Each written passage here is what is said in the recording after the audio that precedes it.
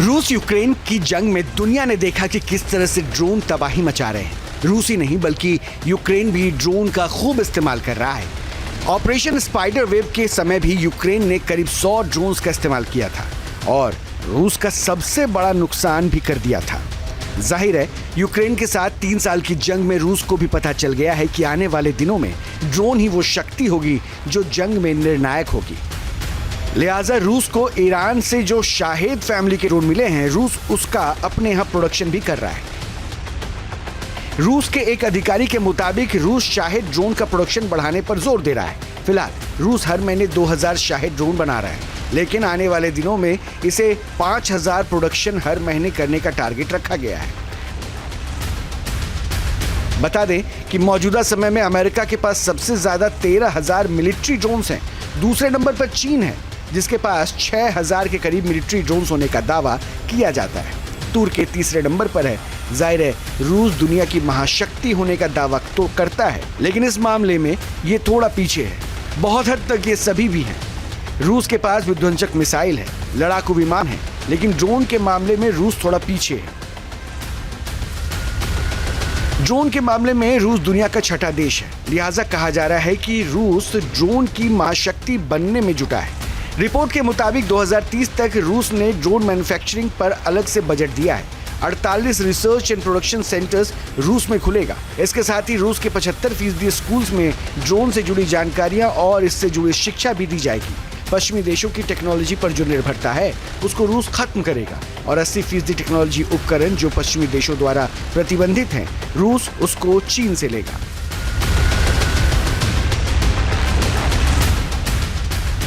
जाहिर है अभी तक रूस के पास जो ड्रोन है वो ईरान के कामिकाज़ी ड्रोन है जो यूक्रेन के शहरों में तबाही मचा रहे हैं। ऐसा नहीं है कि केवल ईरान ही रूस के साथ मजबूती के साथ खड़ा है, नॉर्थ कोरिया भी रूस के साथ पूरी ताकत से खड़ा है। नॉर्थ कोरिया ने जंग में अपने 11,000 सैनिकों को भी उतार दिया है। इतना ही नहीं, नॉर्थ कोरिया ने रूस को अपनी KN-23 मिसाइल भी दी है। रूस ने 2 दिनों के अंदर यूक्रेन पर जो मिसाइल और ड्रोन हमला किया है उसमें रूस ने नॉर्थ कोरिया की KN-23 मिसाइल भी दागी।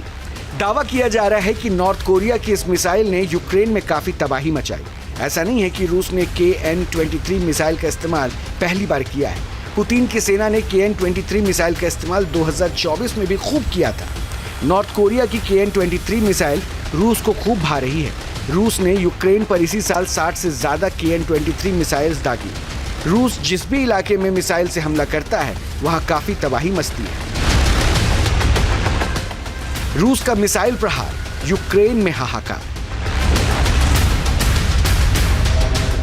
रूस ने यूक्रेन पर इस्कंदर मिसाइल से हमला किया। रूस ने यूक्रेन पर किंजल मिसाइल से हमला किया। यूक्रेन पर रूस ने मिसाइल्स का मुंह खोल दिया, जिसकी वजह से काफी नुकसान भी हुआ। रूस की किंजल मिसाइल दुश्मनों पर 12,300 किलोमीटर प्रति घंटे की रफ्तार से हमला करती है। इसके साथ ही ये 2,000 किलोमीटर तक हमला करने में भी सक्षम है।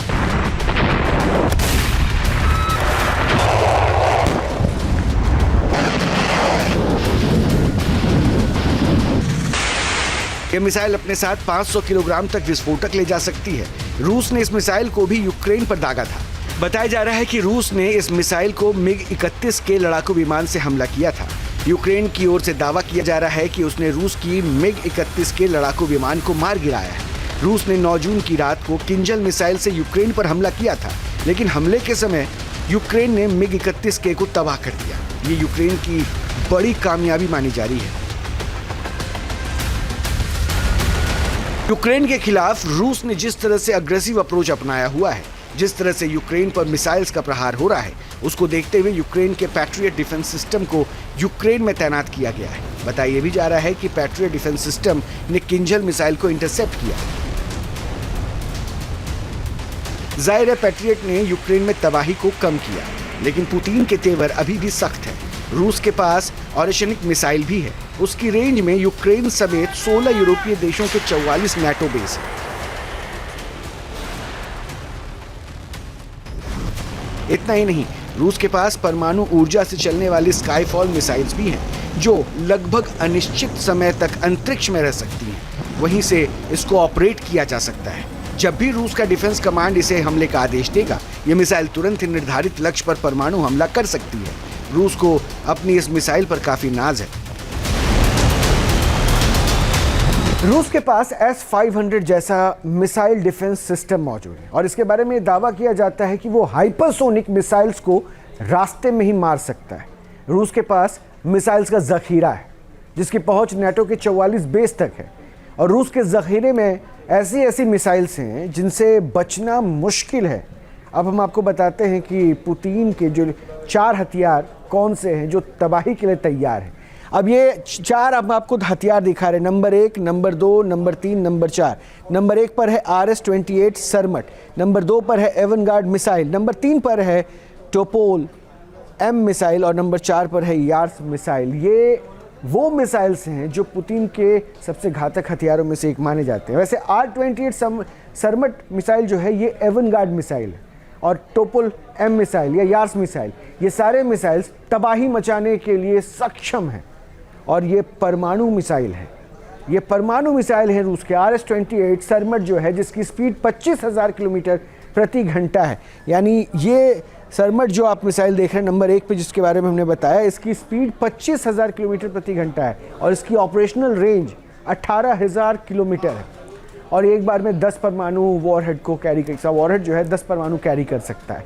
इसके बाद जो हमने दूसरी मिसाइल आपको बताई नंबर 2 पर एवनगार्ड मिसाइल, रूस की ये एवनगार्ड मिसाइल 33,076 किलोमीटर प्रति घंटे की रफ्तार से चल सकती है और ऑपरेशनल रेंज जो है 6,000 किलोमीटर तक है और इसमें भी 6 परमाणु वॉरहेड तैयार किए गए, यानी 6 परमाणु बम इसके वॉरहेड में आएंगे। अब आइए टोपोल M मिसाइल को बताते हैं। इसकी स्पीड 24,696 किलोमीटर प्रति घंटा है और इसकी ऑपरेशनल रेंज लगभग 10,000 किलोमीटर है और इसके वॉरहेड में 1 परमाणु बम आएगा। ये रूस के परमाणु मिसाइल्स के बारे में जानकारी। इसमें टोपोल M मिसाइल को आपने जाना, लेकिन अब चौथी जो मिसाइल हमने कहा था ना पुतिन के वो 4 हथियार जो तबाही मचाने को हैं तैयार, उसमें फिर ये चौथा मिसाइल है यार्स मिसाइल। इसकी स्पीड 33,300 किलोमीटर प्रति घंटा है और इसका ऑपरेशनल रेंज 12,000 किलोमीटर है और इसके वॉरहेड में 6 परमाणु बम रह सकते हैं, 6 परमाणु बम इस पर लोड हो सकते हैं। रूस को अगर नॉर्थ कोरिया, चीन और ईरान जैसे देशों का सपोर्ट है तो यूक्रेन को भी नाटो के देश सपोर्ट कर रहे हैं। यूक्रेन के पास F-16 जैसे लड़ाकू विमान है। अमेरिका का ये बाहुबली आसमान का शाहकार है। दावा किया जा रहा है कि रूस और यूक्रेन जंग में अमेरिका के इस बाहुबली को भी बड़ी कामयाबी हासिल हुई है। F-16 विमान ने रूस के Su-35 लड़ाकू विमान को ध्वस्त किया। इतना ही नहीं, रूस के लड़ाकू विमान को गिराने में स्वीडन के एवॉक सिस्टम ने भी मदद की। पुतिन के तेवर से यूक्रेन ही नहीं नाटो देश भी डरे हुए हैं।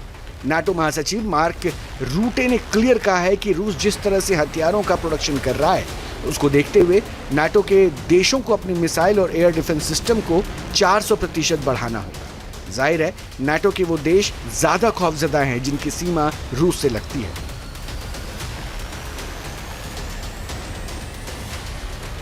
क्योंकि अगर यूक्रेन को पुतिन ने काबू में कर लिया तो नाटो के यूरोपीय देशों पर खतरा बढ़ जाएगा, जिसको नाटो के देश अच्छी तरह से जानते हैं। लिहाजा पुतिन के खिलाफ नाटो काफी एक्टिव है, लेकिन इतनी घेराबंदी के बावजूद भी ना तो पुतिन के तेवर कम हो रहे हैं, ना ही उनकी दूरी में हथियारों की कमी हो रही है।